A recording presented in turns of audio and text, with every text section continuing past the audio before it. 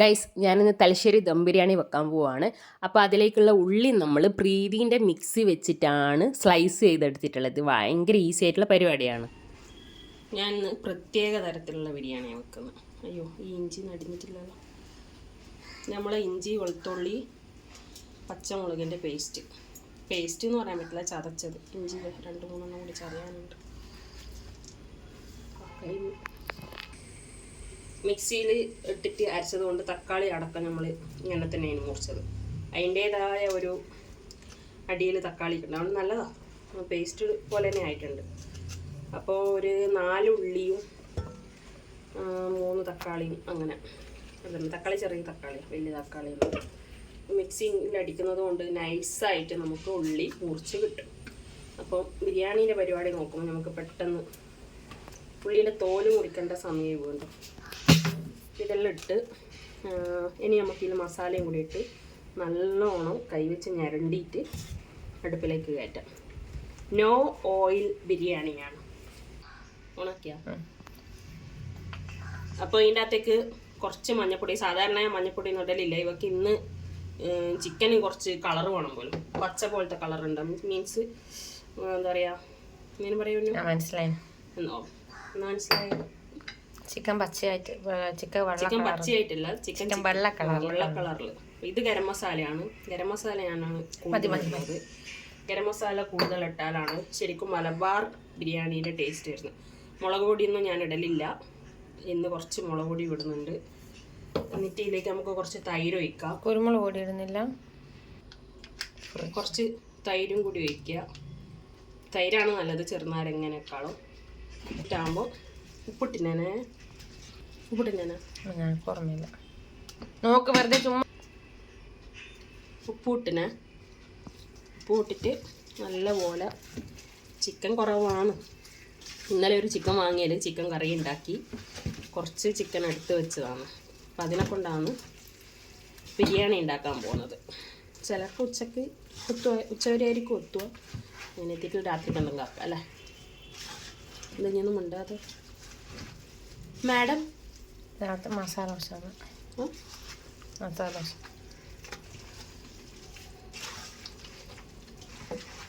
അരി വരുമ്പോൾ ഒരു മസാല ദോശ വന്നാൽ പോരെ? കുറച്ചുകൂടി ബെറ്റർ നാട്ടാണ് മസാല ദോശ. അപ്പോൾ ഇതെല്ലാം പെരക്കി വെച്ചതിന് ശേഷം ഉപ്പും ഇതെല്ലാം നോക്കി വലിയ കുഴപ്പമൊന്നുമില്ല. ഇനി വെന്ത് വരുന്ന സമയത്തേക്ക് ടേസ്റ്റ് തന്നെ എന്തെങ്കിലും വേണമെന്നിട്ട് അന്നേരം ആഡ് ചെയ്ത് കൊടുക്കുക. ഇതിപ്പോൾ ഹൈ ഫ്ലെയിമിൽ വെച്ച്, കാരണം മിക്സിയിൽ അരച്ചതുകൊണ്ട് ഉള്ളി അരിഞ്ഞിട്ടുകൊണ്ട് ഉള്ളി ഇപ്പം തന്നെ നീരിറങ്ങിയ പോലെ ഉണ്ട്. അതുകൊണ്ട് ഹൈ ഫ്ലെയിമിൽ ഇട്ട് കഴിഞ്ഞാൽ അടിയിലൊന്നും പിടിക്കില്ല. എന്നിട്ടൊന്ന് പതക്കുന്നതെന്ന് കാണുമ്പോൾ ലോ ഫ്ലെയിമിലിട്ടിട്ട് നല്ലോണം വേവിച്ചെടുക്കാം. ഈ വീഡിയോ കുറച്ച് പഴയതാണ് കേട്ടോ, ഓണത്തിൻ്റെ എക്സാമിൻ്റെ സമയത്തോ മറ്റോ ആണ്. അപ്പോൾ പാറുവിനെ പഠിപ്പിക്കാനും ഇതിൻ്റെ നടുക്കൂടെ ഞാൻ ചെയ്തുകൊണ്ടിരിക്കുന്നുണ്ട് കേട്ടോ. ഗൈസ്, നമ്മളെ സുലുവിന് എന്തോ പറ്റി. സുലു ഒരു ഉഷാറില്ലാതെ പോലെ തോന്നുന്നു. ആഷേട്ടൻ എനിക്ക് അതിൻ്റെ വെള്ളം ഒന്നും കൂടി മാറ്റി കൊടുത്തു. ഇന്നലെയാണ് മാറ്റിയത്, പക്ഷേ ഇപ്പൊ പിന്നെയും എന്തോ ഒരു അസ്കിത പോലെ തോന്നുന്നു എന്ന് പറയുന്നു. ഓടിക്കളിക്കുന്നുണ്ട്, വലിയ പ്രശ്നമൊന്നും ഉണ്ടാവില്ലായിരിക്കും. അപ്പോൾ നമ്മളെ റൈസിൻ്റെ അല്ല മസാല ഇതാ ഇപ്പോൾ ഈ കളറിൽ വന്നു. ശരിക്കും ഈ കളറിലല്ല എൻ്റെ മസാല ഉണ്ടാവല്. മസാല ലൈറ്റായിട്ടുള്ള കളറിലാണ്. ഇതിപ്പോൾ മഞ്ഞപ്പൊടി അല്ല, മുളക് പൊടിയും മഞ്ഞപ്പൊടിയൊക്കെ ഇട്ടതിൻ്റെ ഇതാണ്. അപ്പോൾ മസാല റെഡിയായി. ചിക്കനൊക്കെ നല്ലോണം വന്നു കേട്ടോ. ഈ വെള്ളം നല്ലോണം ഉണ്ടായിന്, അതൊക്കെ വറ്റി ഒരു ലെവലായി വന്നു. ഇനി നമ്മൾ റൈസ് ഇതാ ഞാൻ ഇപ്പുറത്തോട്ടേക്ക് റെഡിയാക്കിയിട്ടുണ്ട്. റൈസ് ഒന്നുമില്ല, റൈസിൽ ഒരു കപ്പ് എടുക്കുവാണെങ്കിൽ 2 കപ്പ് വെള്ളം എന്നുള്ള രീതിയിൽ വേവിച്ചെടുത്തത്. ഇനി ഈ റൈസിനെ ഇതിലേക്ക് ഇട്ടിട്ട് ദം ചെയ്യണം. അതാണ് അടുത്ത പ്ലാൻ എന്ന് പറയുന്നത്. ഇവിടെ ആരെങ്കിലും വിളിച്ചാൽ ഭയങ്കര ബിസി ആയിരിക്കും ഗൈസ്. ഇവിടെ ബിസി അല്ലാത്തതും പണികളൊന്നും ഇല്ലാത്തതും ഞാൻ മാത്രമേ ഉള്ളൂ. ആരെങ്കിലും ഒരു ഹെൽപ്പിന് വിളിച്ചാൽ കിട്ടാൻ ഭയങ്കര ബുദ്ധിമുട്ടാണ് ഇവിടെ. അപ്പോഴത്തേക്ക് അവർക്ക് അവരുടേതായ ഭയങ്കര തിരക്കുണ്ടാവും. ഇങ്ങനത്തെ കാര്യങ്ങൾ വരുമ്പോൾ ഭയങ്കര ദേഷ്യമാണ്. ഇതൊന്ന് റൈസിലേക്ക് തട്ടിത്തരാൻ വേണ്ടിയിട്ട്, അല്ലെങ്കിൽ ഇങ്ങനെ ഇട്ടിട്ടെടുക്കുമ്പോൾ കുറേ സമയം പിടിക്കുകയും ചെയ്യും. ഒരു കട്ട് ചെയ്യലുമില്ല. ചെറുതായിട്ടൊരു ദേഷ്യം പിടിച്ചിട്ടാണ് ഉള്ളത്. കാരണം എന്താ വെച്ച് കഴിഞ്ഞാലല്ലേ, നമ്മൾ ഇത്രയും പണി ചെയ്തിട്ടും നമുക്കിപ്പം പറ്റാതെ ഒരു കാര്യം അല്ലെ, എന്നെ കൊണ്ട് ഒറ്റയ്ക്ക് പറ്റാതൊരു സംഭവം വരുന്ന സമയത്ത് ആരെങ്കിലും ഒന്ന് വിളിച്ച് കഴിഞ്ഞ് കഴിഞ്ഞാൽ വരില്ല. പ്രത്യേകിച്ച് ധനേഷണ്ണയാണ് ഞാൻ ഉദ്ദേശിക്കുന്നത് കേട്ടോ. ധനേഷണ്ണെ ഞാൻ വിളിക്കലുള്ളൂ. അപ്പോൾ ധനേഷണ്ണ ആ സമയത്ത് വന്നിട്ടില്ല, എനിക്ക് ഭയങ്കര ദേഷ്യം വരും. അതുകൊണ്ടാണ് ഞാനിങ്ങനെ പറഞ്ഞത്. അപ്പോൾ പാറു പറഞ്ഞു ഞാനിത് കട്ട് ചെയ്യുന്നില്ല, കട്ട് ചെയ്യാണ്ട് തന്നെ ഞാൻ ഇടും. കാരണം പിന്നെ എൻ്റെ സങ്കടം എനിക്ക് പറഞ്ഞു തീർക്കണ്ടേ അല്ലേ ഗൈസ്. അപ്പം പകുതി മുക്കാലും നല്ല ഫുള്ളും തട്ടിക്കഴിഞ്ഞപ്പോഴത്തേക്കാണ് എന്തിനാ വിളിച്ചതെന്ന് ചോദിച്ചിട്ട് ധനേഷേട്ടൻ വരുന്നത്. അപ്പം ഞാൻ അധികം മൈൻഡ് ചെയ്യാതെ കണ്ടപ്പോൾ പുള്ളിക്ക് ദേഷ്യം വന്നു. ഞാനിങ്ങനെ ക്യാമറയിൽ നോക്കിയിട്ടിരുന്നു. അപ്പോൾ എന്നെ എന്തോ ചീത്ത വിളിച്ചിട്ട് പോയതാണെന്ന് തോന്നുന്നു. ആ പാത്രത്തിൻ്റെ മറവിലായതുകൊണ്ട് നിങ്ങളാരും കണ്ടിട്ടില്ല എന്ന് മാത്രമല്ല, ഞാൻ കേട്ടിട്ടില്ല, മ്യൂട്ട് ചെയ്തു. അപ്പം ഇനി നമുക്ക് ദമ്മ് ചെയ്യേണ്ട പരിപാടിയാണ് നോക്കുന്നത്. കാരണം എന്ന് വെച്ച് കഴിഞ്ഞാൽ ഞാനിപ്പോൾ വോയിസ് കൊടുക്കും, ഞാൻ ഓൺ വോയിസ് കൊടുത്തിട്ടുണ്ടായിരുന്നു. കാരണം നമ്മളെക്കാളും, അതായത് ഈ നാട്ടിൽ കേൾക്കുന്നതിനേക്കാളും ഹൈ വോളിയത്തിലാണ് വീട്ടിൽ നമുക്ക് ടി വി വെച്ചിട്ട് പാട്ട് പാടുവാണെങ്കിലോ വാർത്ത വെക്കുകയാണെങ്കിലോ എന്തും ചെയ്യുന്നത്. അപ്പം ഞാൻ ബിരിയാണിയിൽ നമുക്ക് കളറ് ചേർക്കാം, വേണമെന്നുള്ളവർക്ക് ചേർക്കാം. ഞാൻ ഇടയ്ക്ക് ചേർക്കാറുണ്ട്, നമ്മളെ മൂഡ് പോലെയും.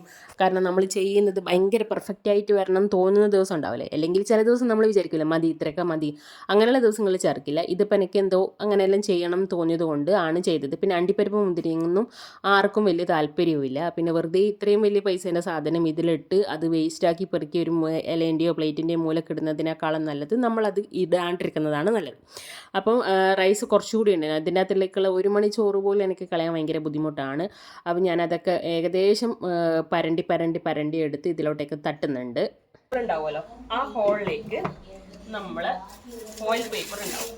ആ ഫോയിൽ പേപ്പർ ഇങ്ങനെ ചുരുട്ടി എടുക്കും. ചുരുട്ടി എടുത്തിട്ട് ഇതാ ഈ മാളത്തിലേക്ക് ഇട്ടണം. അപ്പം ഇങ്ങനെ അടച്ചിട്ട് മാളത്തിലേക്ക് ഇതാക്കും. എന്നിട്ട് ഇനി എന്ത് ചെയ്യുമെന്ന് വെച്ചാൽ നമ്മൾ ഇടിക്കല്ലില്ലേ, ഇടിക്കല്ലെടുത്തിട്ട് ഇതിൻ്റെ മേലേക്ക് വെക്കും വെയിറ്റ്. അപ്പം ഇങ്ങനെയാണ് ഉണ്ടാവുക.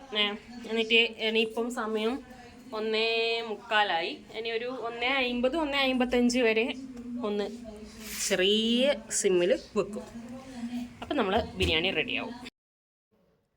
അപ്പോൾ ഗൈസ് നമ്മൾ റൈസ് ഇവിടെ റെഡി ആയിട്ടുണ്ട്. ഇതിലേക്ക് ഞാൻ പറഞ്ഞിട്ടില്ലേ, ഉള്ളിയും വറുത്തിട്ടിട്ടില്ല, അതുപോലെ അണ്ടിപ്പരിപ്പും മുന്തിരിങ്ങയും ഇട്ടിട്ടില്ല. അതിൻ്റേതായ ചെറിയ കുറവുകളുണ്ട്, അല്ലാണ്ട് വേറെ പ്രശ്നങ്ങളൊന്നുമില്ല.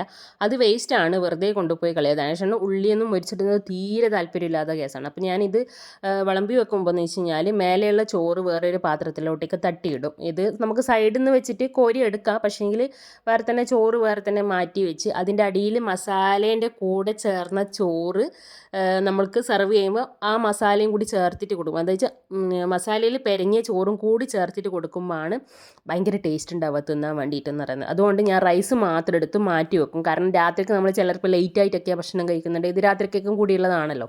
അതുകൊണ്ട് മോശമാവണ്ടെന്ന് വെച്ചാൽ റൈസ് വേറെ തന്നെ മാറ്റി വെക്കും. അപ്പം ഇതാണ് നമ്മൾ ഇന്നത്തേക്കുള്ള ലഞ്ച് എന്ന് പറയുന്നത്. ചമ്മന്തി പൊടിച്ചിട്ടുണ്ട്, അച്ചാറുണ്ട്, അതുപോലെ തന്നെ